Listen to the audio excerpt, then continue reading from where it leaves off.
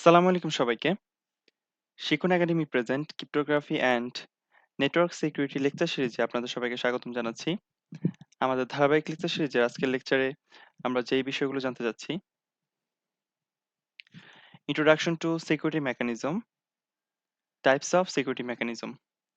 So those types are encipherment, routing control, traffic padding, access control, notarization, data integrity, authentication exchange, and digital signature. So শুরুতে আসা যাক introduction to security mechanism. আমাদের security mechanism হচ্ছে OSI security আর্কিটেকচারের second types. আমরা আমাদের পূর্ববর্তী লেকচারে ওএসআই সিকিউরিটি আর্কিটেকচার সম্পর্কে জেনেছিলাম এবং সিকিউরিটি অ্যাটাক সম্পর্কে জেনেছিলাম। আজকের লেকচারে আমরা সিকিউরিটি মেকানিজম সম্পর্কে আলোচনা করব। সো সিকিউরিটি মেকানিজম মূলত আমরা যখন আমাদের ইনফরমেশন বা আমাদের ডাটা যখন আমরা সেন্ডার থেকে রিসিভারে প্রেরণ করি, তখন আমাদের যে মেকানিজম গুলো ফলো করে এই ইনফরমেশনটাকে পাঠানো হয়, যার মাধ্যমে আমাদের এই ডাটাটার সর্বোচ্চ সিকিউরিটি প্রদান করা হয়, সেটাই মূলত সিকিউরিটি মেকানিজম আলোচনা করে থাকে। তাহলে প্রথমে হচ্ছে identify breaches and protect against security threats.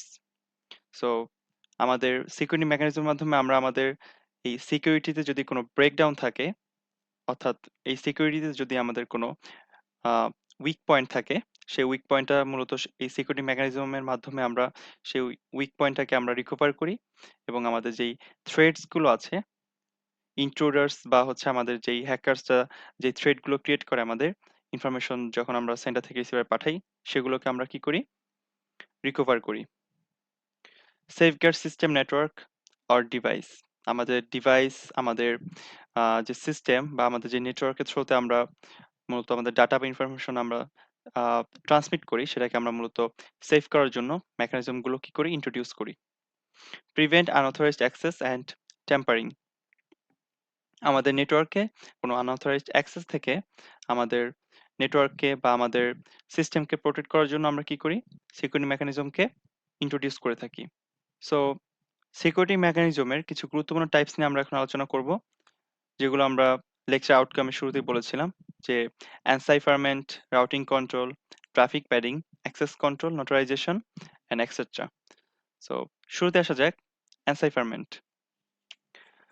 আপনারা আমাদের যদি পূর্ববর্তী লেকচারগুলো ফলো করে থাকেন, তাহলে আমরা শুরুতে একেবারেই আমাদের এই লেকচারের শুরুতে বলেছিলাম যে আমরা যখন একটা ইনফরমেশনকে সেন্টার থেকে রিসিভারে পাঠাই, তখন আমরা একটা প্লেন টেক্সটে পাঠাই। ঠিক আছে? দ্যাট মিনস আমরা যখন ইনফরমেশনটা আমাদের সেন্ডার এন্ড থেকে রিসিভার এন্ডে পাঠাই, তখন আমাদের সেটা প্লেন টেক্সটে লেখা থাকে। বাট যখন আমাদের যে নেটওয়ার্ক বা আমাদের যে সিস্টেমের মধ্যে দিয়ে যখন আমাদের এই ইনফরমেশনটা যখন আমাদের রিসিভার এন্ডে পৌঁছায়, তখন আল্টিমেটলি আমরা সেখানে এনক্রিপশন করার জন্য কি করি? আমরা কিছু অ্যালগরিদম ইউজ করি। ঠিক আছে?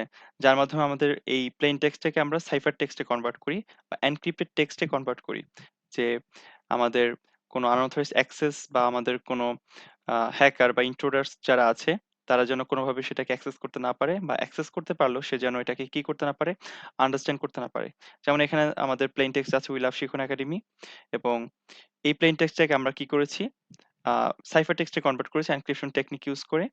যেখানে কিছু সাইফার টেক্সট আপনারা দেখতে পাচ্ছেন, যেটা আল্টিমেটলি রিডেবল না, এবং যেটা আমাদের ডিক্রিপশন এন্ডে গিয়ে আবার আমরা সেই প্লেন টেক্সটটাকে আমরা রিট্রাইভ করেছি। অর্থাৎ আমাদের যখন ইনফরমেশনকে আমরা সেন্ডার থেকে রিসিভার এন্ডে পাঠাই, তখন সেই ইনফরমেশনটাকে কি করা হয়? এনক্রিপ্টেড করা হয়, এবং যেটা হচ্ছে মূলত এনসাইফারমেন্ট করে থাকে। সো এনশিওর ডাটা কনফিডেন্সিয়ালিটি, যেন আমাদের আ ডাটাটা আমি এবং যে সেন্ডার এবং যে রিসিভার আছে আমার, সে ছাড়া যেন অন্য কেউ কি করতে না পারে? জানতে না পারে। ঠিক আছে? এরপর হচ্ছে uses mathematical calculations or algorithm. আমরা মূলত প্লেইন টেক্সটটাকে আমরা সাইফার টেক্সটে কনভার্ট করার জন্য আমরা কি করে থাকি? অনেকগুলো অ্যালগরিদম ইউজ করে থাকি। সো সেই অ্যালগরিদম গুলোর মাধ্যমে আমরা কি করি? মূলত আমাদের ইনফরমেশনটাকে সিকিউর করি। তারপর involves cryptographic and encipherment technique. So আমাদের অনেকগুলো ক্রিপ্টোগ্রাফিক টেকনিক আছে, যে টেকনিকগুলোর মাধ্যমে আমরা মূলত কি করে থাকি? আমাদের ইনফরমেশনটাকে এনক্রিপ্টেড করি, বা আমরা এই ইনফরমেশনটাকে সিকিউর করি। যার মাধ্যমে কি করতে পারবে না? অন্য কেউ সেটাকে যদি অ্যাক্সেস করেও সেটাকে কোনোভাবে যেন সে কি করতে না পারে? ডিক্রিপ্ট করতে না পারে। ওকে? পরবর্তীতে আসা যাক রাউটিং কন্ট্রোল। সো আমাদের সিকিউরিটি মেকানিজমের অন্যতম আরেকটি টাইপস হচ্ছে রাউটিং কন্ট্রোল। সো রাউটিং কন্ট্রোলটা মূলত কি? যেমন ধরুন আমাদের এখানে ট্রান্সমিটার থেকে রিসিভারে একটা আমরা নেটওয়ার্ক দেখতে পাচ্ছি। ঠিক আছে? সো এখানে আমরা ট্রান্সমিটার থেকে একটা মেসেজ কি করেছি রিসিভার এন্ডে সেন্ড করব। এখন এই যে মেসেজটা আপনি দেখতে পাচ্ছেন এটা রিসিভার এন্ডে সেন্ড করার জন্য আমাদের অনেকগুলো ওয়ে আছে। আমরা ট্রান্সমিটার থেকে A, B, C, D, E আমরা মূলত ৫ টা নোড দেখতে পাচ্ছি। সো এই ৫ টা নোডের আমরা অনেকগুলো আ পাথ আছে। এই পাথগুলো দিয়ে আমরা কি করতে পারবো? আমাদের মেসেজটা সেন্ড করতে পারবো। তাহলে আমরা কখন কোন পাথটা ইউজ করব? সেটা হচ্ছে আমাদের এখানে দেখার বিষয়। সো রাউটিং কন্ট্রোল যেটা এনশিওর করে আমাদের যেই হ্যাকাররা আছে তারা মূলত আমাদের যেই নেটওয়ার্ক আছে সেই নেটওয়ার্কটাকে কি করে তারা এনালাইসিস করে। সো আমরা যদি একই নেটওয়ার্ক দিয়ে বারবার যদি আমরা একই ইনফরমেশন পাঠাতে থাকি তাহলে তারা সেই নেটওয়ার্কটাকে আইডেন্টিফাই করে আমাদের কি করার চান্স থাকবে মেসেজটাকে আমার ইনফরমেশনটাকে কোনোভাবে সে আমাদের যেই রাউটিং যে পাথ আছে সেটাকে তারা মানে অ্যাক্সেস করতে পারবে না। বা রাউটিং পাথ যেটা আছে সেটাকে তারা আন্ডারস্ট্যান্ড করতে পারবে না বা সেটাকে ট্র্যাক করতে পারবে না। ঠিক আছে? এবং এনালাইসিসও করতে পারবে না যার মাধ্যমে আমাদের মেসেজটা সেফলি রিসিভার এন্ডে পৌঁছাতে পারবে। সো রাউটিং কন্ট্রোল কি করে? It enable access control, segmenting the network and restricting unauthorized access to sensitive area. So যখন আমরা ট্রান্সমিটার থেকে রিসিভার এন্ডে আমরা যেই আমাদের একাধিক যে ওয়ে আছে সেই ওয়ে গুলোর মধ্যে থেকে আমরা একটা নির্দিষ্ট ওয়েকে চুজ করে যখন আমরা পাঠাবো আলটিমেটলি সেটা রেস্ট্রিক্ট করবে আনঅথরাইজড অ্যাক্সেস থেকে, অর্থাৎ যারা হচ্ছে আলটিমেটলি আমাদের এই নেটওয়ার্কটাকে অ্যানালাইসিস করে ইন্ট্রোডার যারা, কি বলা যায় এটাকে? ধরেন হচ্ছে সে এটাকে কি অ্যাক্সেস নেওয়ার একটা সুযোগ তৈরি হতে পারে। তাহলে আমরা কি করব? আমরা মাল্টিপল রাউটিং যেই আমাদের নেটওয়ার্ক আছে সেটাকে আমরা ইউজ করব। অর্থাৎ আমরা মাল্টিপল যে আমাদের রাউটিং এর যে পাথ আছে সেই পাথ ইউজ করে আমরা যখন একটা মেসেজকে সেন্ড করব তখন সে আল্টিমেটলি এক্সাক্টলি কোন পাথ দিয়ে বা আমরা কোন রাউটিং ওয়েতে আমরা পাঠাচ্ছি সেটা সে আন্ডারস্ট্যান্ড করতে পারবে না এবং আল্টিমেটলি আমার মেসেজটাকে আমরা কি করতে পারবো? সিকিউরলি আমরা সেন্ডার থেকে রিসিভার এন্ডে পাঠাতে পারবো। যেমন ধরুন আমাদের এই মেসেজটা আমরা কি করছি? ট্রান্সমিটার থেকে A নোডে পাঠাচ্ছি, A থেকে আমরা B নোডে পাঠাচ্ছি। সো A নোড থেকে কিন্তু আমরা চাইলে D নোড বা C নোড হয়ে আমরা কি করতে পারতাম? আমাদের রিসিভার এন্ডে পাঠাতে পারতাম। কিন্তু আমরা কি করেছি? A নোড থেকে B নোডে পাঠিয়েছি, B থেকে আমরা D তে পাঠিয়েছি। সো D থেকে আমরা E নোড হয়ে রিসিভার এন্ডে আমরা কি করেছি? মেসেজটাকে ডেলিভার করেছি। সো আমরা কিন্তু আরো মাল্টিপল কি আছে আমাদের এই ওয়ে আছে যার মাধ্যমে আমরা কি করতে পারি? এই মেসেজটাকে আমরা ট্রান্সমিটার থেকে রিসিভার এন্ডে পাঠাতে পারি। তো আমরা সেই নেটওয়ার্ক বা সেই আমাদের যে পাথওয়ে আছে সেটা আমরা ইউজ করতে পারি। ঠিক আছে?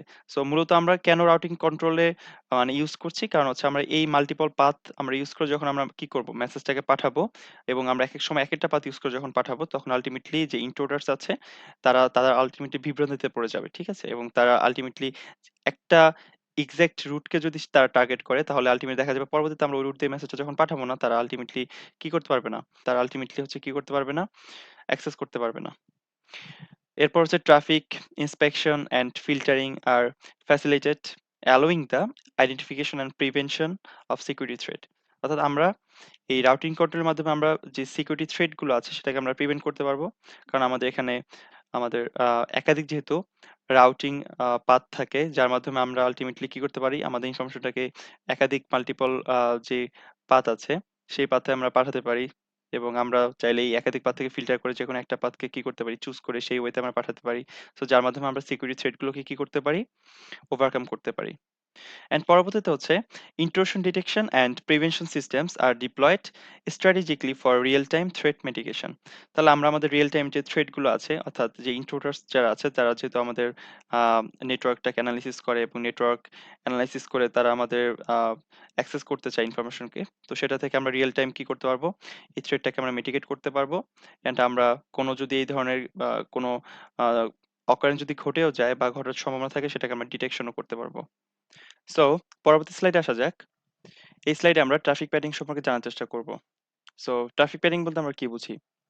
ধরুন আমরা যখন সেন্ডার থেকে রিসিভারে কোনো ডাটা বা কোনো ইনফরমেশন পাঠাই, তখন আমাদের এই সেন্ডার টু রিসিভারের মাঝে যে নেটওয়ার্ক আছে, সেই নেটওয়ার্কে হচ্ছে যারা আনঅথরাইজড আছে, বিভিন্ন ইন্ট্রুডার বা হচ্ছে হ্যাকার যারা আছে, তারা আল্টিমেটলি আমাদের কি করতে চায়? ইনফরমেশনের অ্যাক্সেস নিতে চায়। ঠিক আছে? সো তারা আল্টিমেটলি ইনফরমেশন অ্যাক্সেস নেওয়া থেকে শুরু করে তারা আমাদের নেটওয়ার্ক এনালাইসিস করা, আ আমাদের যে ইনফরমেশন আমাদের প্যাকেট পাঠাই, যে ডাটা প্যাকেট পাঠাই, সেই প্যাকেট সাইজ তারা হচ্ছে আ আন্ডারস্ট্যান্ড করার চেষ্টা করে। পাশাপাশি তারা হচ্ছে আপনার আমাদের ইনফরমেশনের প্যাটার্ন, আমাদের পাশাপাশি যে টাইমিং, এই বিষয়গুলো তারা কি করে? এনালাইসিস করে। সো এই বিষয়গুলো থেকে হচ্ছে আমাদের ইনফরমেশনকে সিকিউর করার জন্য আমরা কি করি? ট্রাফিক প্যাডিং ইউজ করি। যেমন এখানে একটা এক্সাম্পল আপনারা দেখতে পাচ্ছেন যে আমার সেন্ডার থেকে একটা ইনফরমেশন রিসিভারে পাঠিয়েছি, যেখানে লেখা আছে আপনার অ্যাকচুয়াল ডাটা এবং ডামি ডাটা প্যাকেট। অর্থাৎ আমার এখানে আমরা যে ইনফরমেশনটা পাঠাচ্ছি সেই ইনফরমেশনে অ্যাকচুয়াল ডাটা প্যাকেট এবং তার সাথে কিছু ডামি ডাটা প্যাকেট আছে যেটা আল্টিমেটলি মিনিংলেস। যেমন ১ম হচ্ছে হ্যালো, এরপরে আমরা একটা ডামি ডাটা প্যাকেট ইউজ করেছি টক, এরপর আমরা আবার অ্যাকচুয়াল ডাটা প্যাকেট ইউজ করেছি আই, এরপর actual data packet I am, and then হচ্ছে dummy data packet yard, and actual data packet মেহেদি। তাহলে এখানে আমরা যদি অ্যাকচুয়াল ডাটা প্যাকেটটা আপনাদেরকে বলি, তাহলে এটা কি মূলত?